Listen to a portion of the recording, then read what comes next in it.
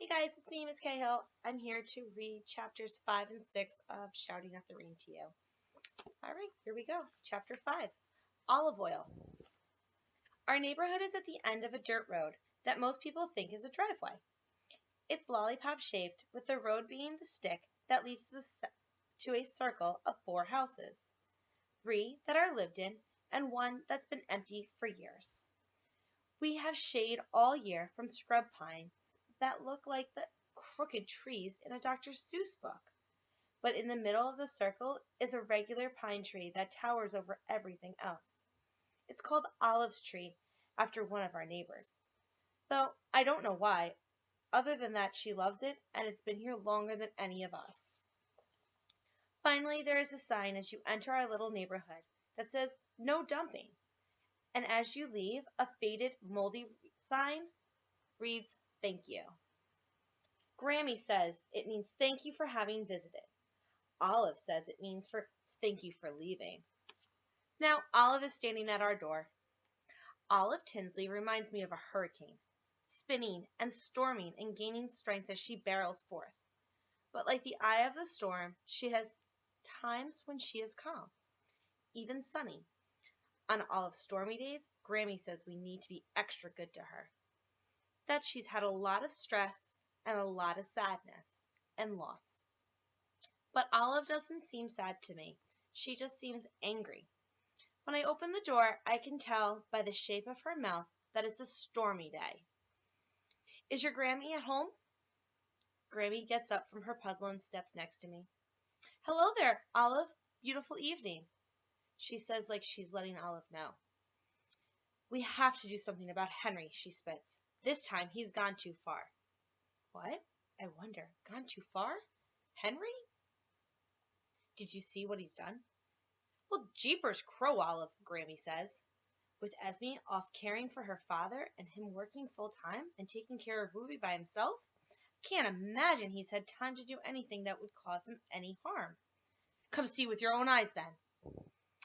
I hear lovely clinking sounds as we step outside.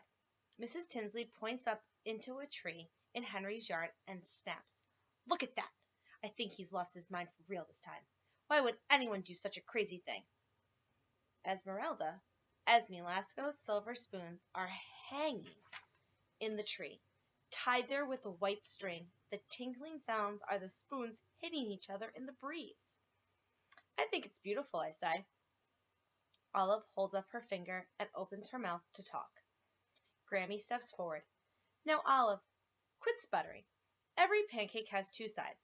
There's probably a darn good reason for this. First, Olive begins, Esme paints the house bright red. For goodness sakes, it looks like a fire truck, not to mention her covering the front of their house with all those ridiculous metal lizards. I know they remind her of home, but here, on the Cape, it's silly. Just then, the screen door swings open and Henry steps onto his porch. To what do I owe the pleasure of such sweet company? He winks at me. Henry Lasco, what have you done? Olive demands. Mighty nice to see you too, Olive. Lovely day. He pretends to lift a hat to greet her. Ruby comes through the door and wraps both of her arms around her daddy's legs and stands on his feet. But it's the way she looks up at him. I've seen this a million times. But this is the first time it's hit me in the stomach. It would be nice to have a dad like Henry. He puts his hand on top of Ruby's head and glances at the spoons. This was Ruby's idea. Actually, she misses her mom and says the spoons sound like her mom's laughter. I realize that's true. It's been hard. He motions towards the door with his daughter with his head. Esme's dad is pretty sick, so she won't be back for a while. I think of Esme's collection of spoons and her wall of teacups and how she lets me choose whatever cup I want when she has me over for tea. In the summer, the tea is iced and served in vintage strong-shoulder mason jars. Esme always gives me one of those spoons hanging in the tree to stir it, and we drink with our pinkies in the air and laugh, pretending to be fancier people than we are. My stomach aches thinking about her, and I realize how much I missed Esme too. After staring at Olive for a few moments, Henry looks at me and says, And speaking of big fish, Delcy, you should have seen the whopper we pulled in today. Henry Lasco, Olive complains. Don't you pull that on me. When Henry doesn't like what Olive is saying, he'll say, speaking of, and then change the subject completely. Olive hates that. She'd rather fight, I think. It was a striper, Henry continues, but I'd never seen one like it. It was worth a chunk of change. But to be honest, it had broken my heart to keep it, so I let him go.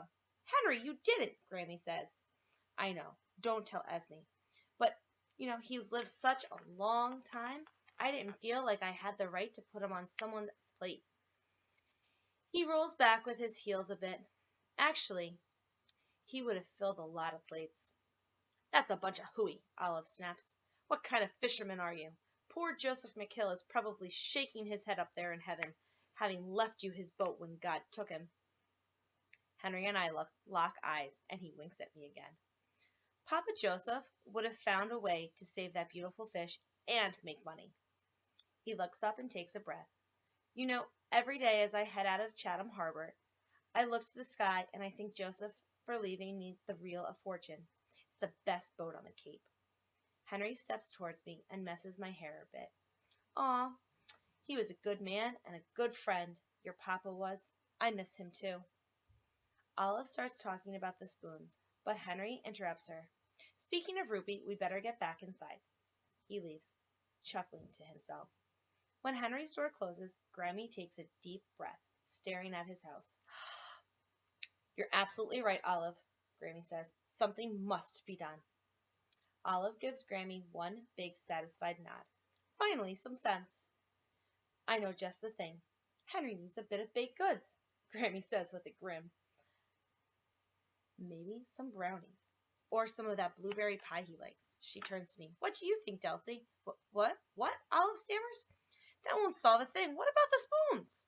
No spoon on earth has ever felt lonely or forgotten, Olive.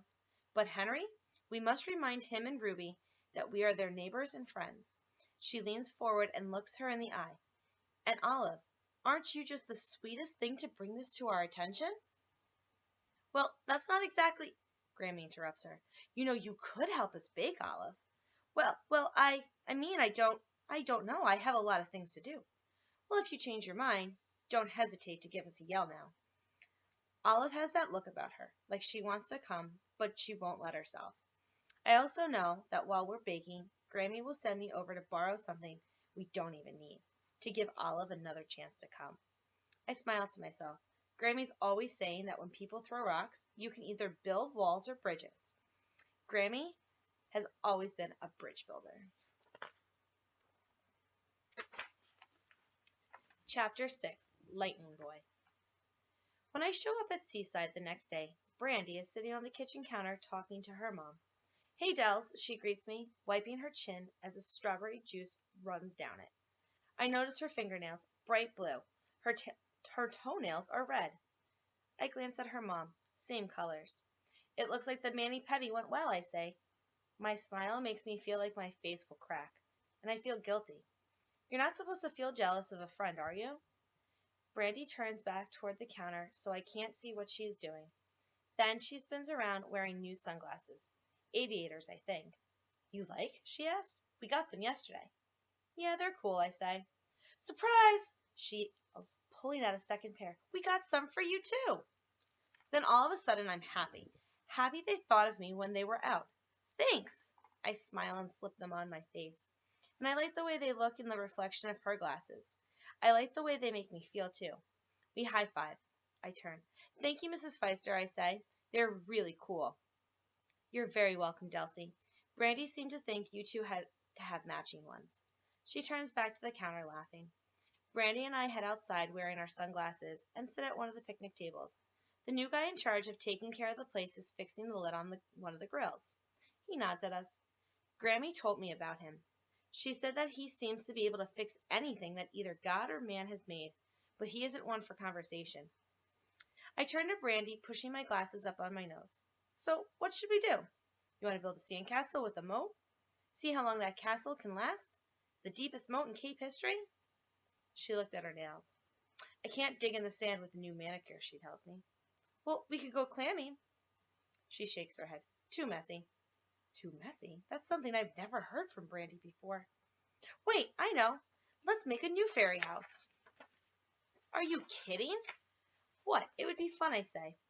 Right after finger painting and Play-Doh. When I look down at my sunglasses fall off, and as I bend over to pick them up, I hear her sigh. Is Amy around? She asked. No, we're not gonna see her much this summer, I say. She is the lead in the Cape House musical. She turns her head quickly. The Playhouse? Seriously? I laugh a bit. Yeah, I know. Rehearsals start this week. It's a big deal for her. She's playing Annie. That's cool, Brandy says, but she looks bored as she flops down on the grass and picks out the clovers. So, is your oldest living bird still alive? I laugh. Yeah. Please tell me your bird's name is still Birdie. I laugh again. Yep. You know I was in diapers when I named that thing. Last year then, huh? I give her a little shove. You're hilarious. Well, you want to go for a run, I ask? Me? No way. Plus it's too hot out. She looked at me. So, did you ever join track? No, but I've been training for a 5K in Yarmouth this September. It'll raise money for heart disease. Oh, is that for your papa? I nod, thinking about the day Grammy told me he had a heart attack, about how Brandy stood next to me then, and put her arm around my shoulders at his funeral, about how the world has felt like a different place ever since.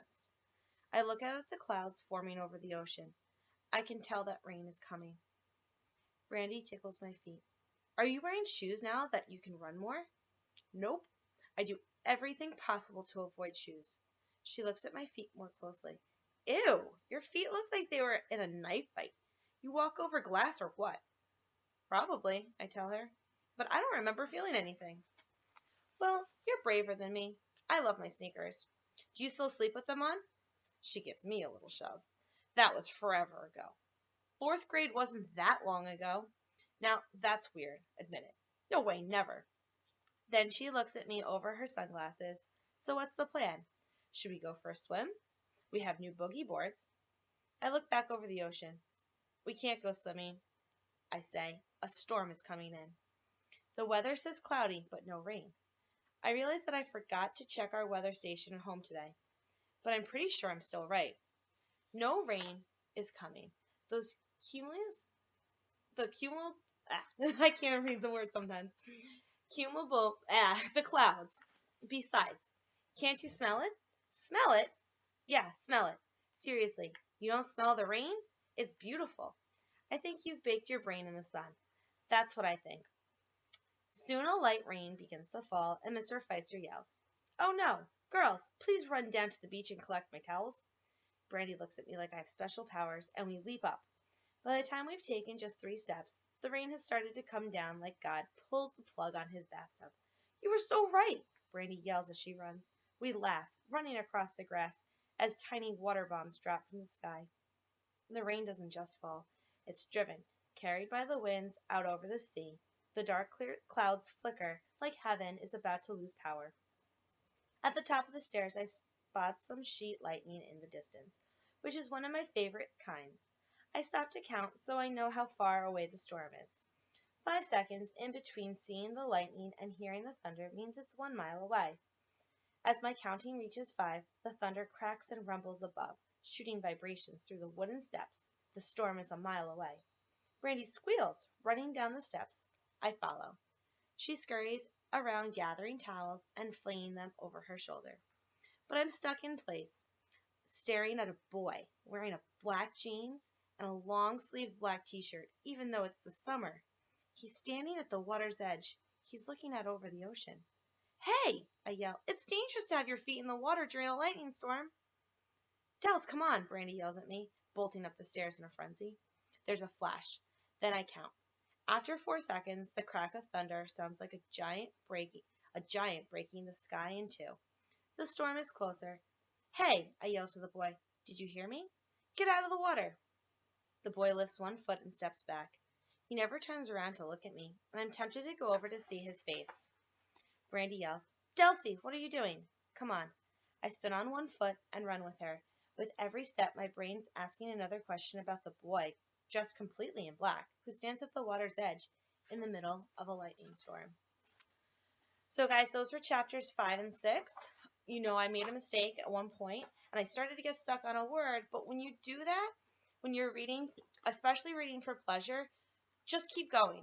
Most of the time, the word doesn't matter as long as you can figure out what the context was. I knew it was a scientific word that described a specific type of cloud, and it looked like a cumulus cloud, but it definitely wasn't. But you know what? I tried my best. I stopped. I tried it twice, and I was like, you know what? I can keep going on. It doesn't change the meaning of the story for me. And I recommend if you ever get to a big word in a story that you're reading, especially for pleasure or even for classwork, just just keep going. It's okay. We all make mistakes, and sometimes it's really, really hard if someone's watching you or you're videotaping like I am right now and you get nervous and flustered, and that's okay to make mistakes. So, my takeaway right now is if you get to a big word, you're not really sure how to read it out loud, but you can figure out the meaning, that's more important. So, just keep going and you'll be fine. I can't wait to read more about this boy, and I will see you guys soon. Don't forget to like, click, subscribe, and comment on my videos. I hope everyone's having a great day, and I can't wait to see you and hear from you guys. I miss you all so much. Bye!